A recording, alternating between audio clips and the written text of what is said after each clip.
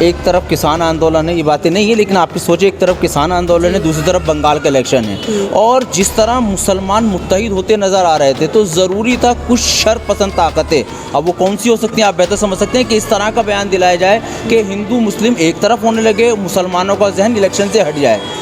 لیکن جناب عائشہ کے خلاف یا پھر قرآن مجید کے خلاف یہ وہ باتیں ہیں جو دلوں کو دکھانے، نفرتیں پھیلانے اور ملک کے امن و سکون کو چھیننے کی سازشیں ہیں، اور اس میں یقیناً بیرونی طاقتیں شامل ہیں، اور حکومت کو انہیں سنجیدگی سے جلدی اقدام کرنا چاہیے۔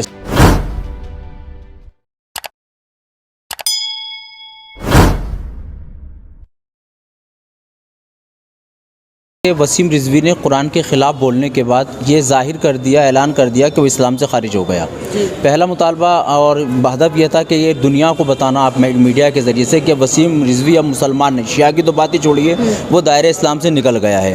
دوسرا ہم نے حکومت ہند سے کہا ہے کیونکہ یہ آتنکواد کی بات کرتا ہے، ہندو مسلم ماحول خراب کرنے کی بات کرتا ہے، تو ایسا ویکتی جو جانوروں سے زیادہ بری زندگی گزار رہا ہے، کھلا گھومنا اس کے لیے دشوار ہے، اس کو جیل میں ڈالا جائے، یہ حکومت ہند سے ہم نے مطالبہ کیا ہے۔ اچھا، لیکن اس سے پہلے بھی کئی بار انہوں نے اسلام کے خلاف کئی چیزیں کی ہیں، تو اگر ایسا قدم پہلے اٹھا لیا جاتا تو آج یہ قدم نہیں دیکھنا پڑتا۔ نہیں، دیکھیے دو چیزیں ہوتی ہیں، ایک چیز یاد رکھیے، میں آج مسلمان ہوں اور میں کہتا ہوں کہ اسلام میں نماز واجب ہے، لیکن ہم کہتے ہیں کہ نماز نہیں پڑھتا میں، تو نماز نہ پڑھنا گناہ تو ہے لیکن دائرہ اسلام سے نہیں نکل جائے گا، لیکن جب وہ نماز کا انکار کرے گا تو دائرہ اسلام سے خارج ہو جاتا ہے۔ ابھی تک یہ اس طرح کی باتیں کرتا تھا کہ مسجد ایسے کر لو، اس کو اس طرح کر لو، یہ چیزیں اسلام سے نہیں نکالتی تھی، انسانیت کے خلاف تھیں، امن کے خلاف تھیں، مگر اب اس نے قرآن کے اوپر حرف اٹھایا جو اللہ کی وہ کتاب ہے کہ جس پہ عقیدہ رکھ کے ہی مسلمان بنتا ہے، تو جیسے اس نے قرآن پہ اعتراض کیا دائرہ اسلام سے خارج ہو گیا، اور اب اس کی بیوی کا اس سے نکاح ٹوٹ چکا ہے۔ لیکن وہ تو یہ بھی کہہ رہے ہیں ابھی کہ میں اس پہ ڈٹا رہوں گا، کوئی میرے ساتھ ہو نہ ہو، اگر زیادہ اس پہ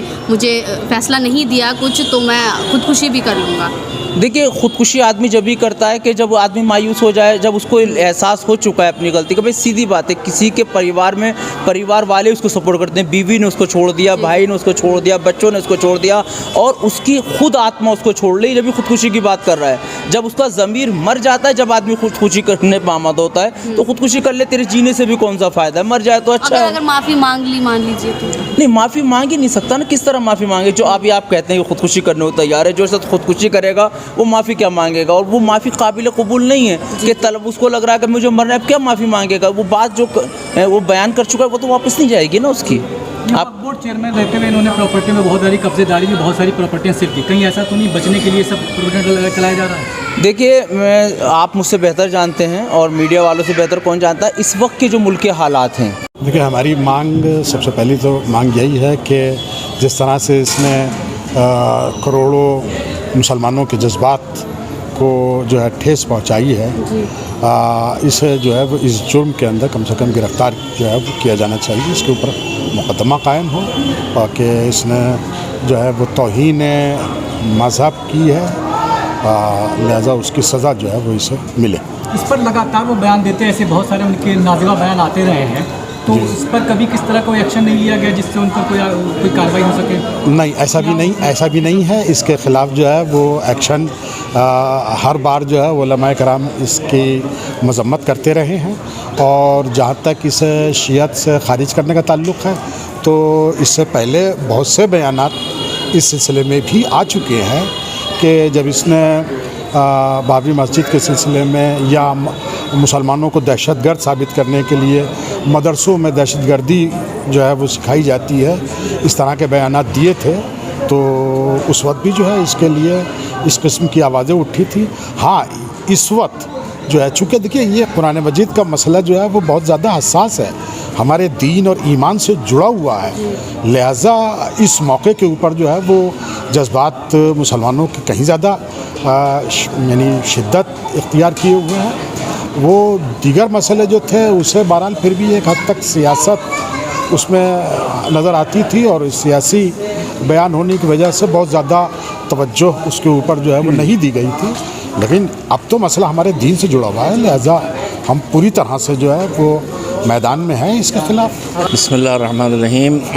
جتنا میرے سامنے ہے اس میں وسیم رضوی نے ہر طرح سے کوشش کی ہے دلوں کو دکھانے کی، اور مسلمانوں کا دل کو دکھانا اور وہ تمام باانصاف غیر مسلم جو خود قرآن مجید کو ایک محترم کتاب مانتے ہیں، ترجمے کیے ہیں، تفسیریں کی. ابھی میں دیکھ رہا تھا کسی ہندو بزرگ عالم کی گفتگو، وہ خود ارادت مند تھے، اور تو سب کا دل دکھایا. ایک، لڑانے کی کوشش کی ہے. دو، فتنہ پیدا کرنے کی کوشش کی ہے، جو قتل سے بڑا جرم ہے قرآن مجید کی روشنی میں.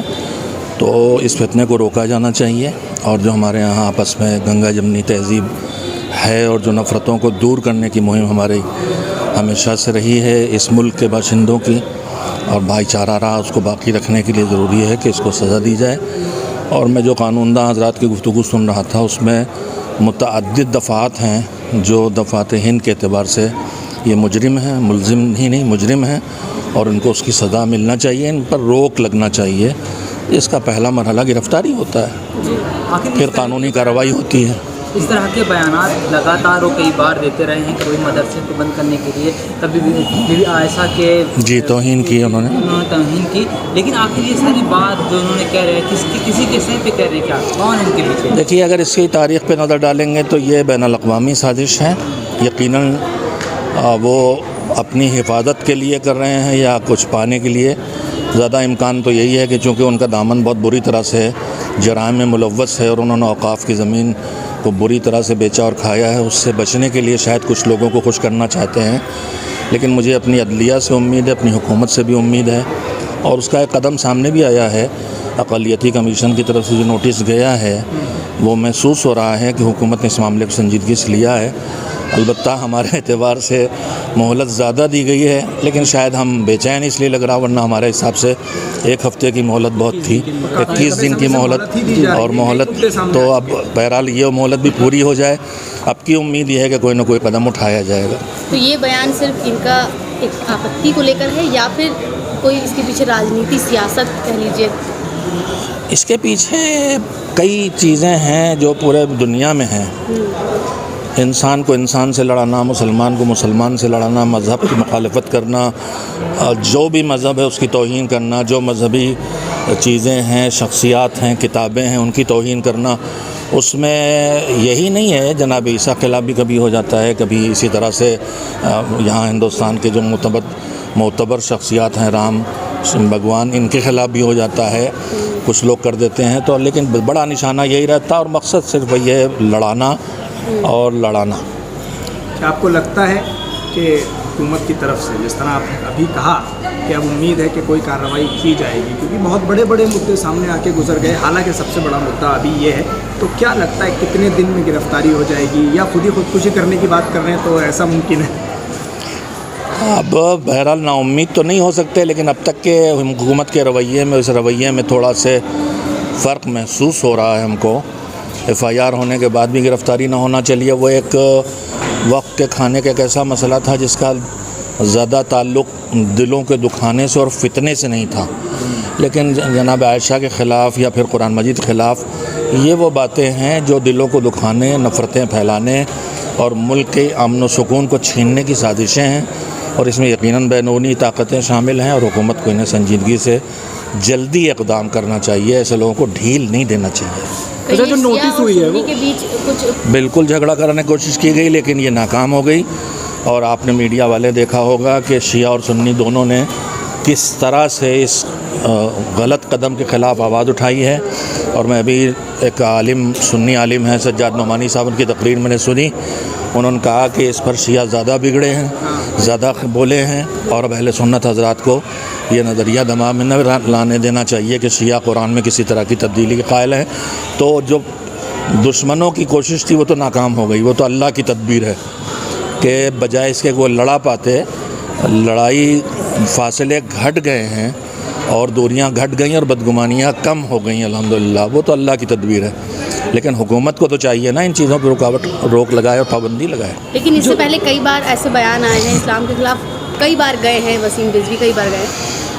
پہلے اگر کچھ کیا جاتا، قدم کڑے اٹھائے جاتے، تو آج یہ دن دیکھنا نہ پڑتا. ہاں یہ نہ ہوتا، لیکن میں پرانی کہاوت کہوں گا، دیر آید درست آید. چلو بھائی دیر میں ہی صحیح، لیکن جو کمیشن کی طرف سے، اقلیتی کمیشن کی طرف سے اقدام ہوا، مجھے اس سے پوری امید ہے کہ اس میں سنجیدگی ہوگی اور یہ وقتی بہلاوا نہیں ہوگا، بلکہ واقعاً کوئی فیصلہ کیا جانے والا ہے اور عدالت تک اس معاملے کو پہنچایا جانا اچھا ہے. اس ٹائم چناؤ چل رہے ہیں تو کیا سرکار دھیان دے گی اس مدعے پر؟ سرکار کو کیونکہ وہ دھیان تو دینا چاہیے، کر رہی ہیں. دینا چاہیے. اور میرے خیال سے یہی ہے کہ بھائی کمیشن کی طرف سے نوٹس جو ہے وہ بھی سرکار کا ایک قدم ہے. Joint secretary government of India کے ہیں جنہوں نے نوٹس دیا ہے، تو وہ کوئی لیڈر تو نہیں ہے، وہ ایک سسٹم کا حصہ ہیں، اور ان کی طرف سے نوٹس آنا میرے حساب سے سنجیدہ بات ہے.